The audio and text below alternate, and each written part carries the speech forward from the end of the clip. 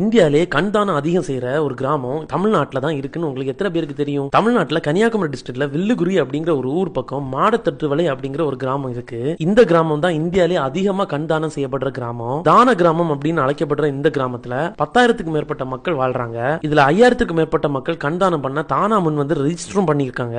2007 புனித செபஸ்தியார் இளைஞர் இயக்கம் சார்பா ஆரம்பிக்கப்பட்ட இந்த கண்தானம் இப்ப ஹோலி ஃபேமிலி ஃபெடரேஷன் அமைப்பு சார்பா முன்னெடுத்து நடத்திட்டு இருக்காங்க. இப்போ வரைக்கும் 360க்கு மேற்பட்ட நபர்கள் கண்தானம் பண்ணிருக்காங்க. 15 வயசு பிள்ளைங்க முதற்கொண்டு 104 வயசு பாட்டி வரைக்கும் கண்தானம் பண்ணிருக்காங்க. ஸ்டார்டிங்ல கண்தானம் பத்தி விழிப்புணர்வு இல்லாதனால இவங்களுக்கு நல்ல எதிர்ப்பு இருந்திருக்கு. நான் இந்த வில்லேஜை விசிட் பண்ண அன்னைக்கு ஒருத்தங்க கண்தானம் பண்ணாங்க.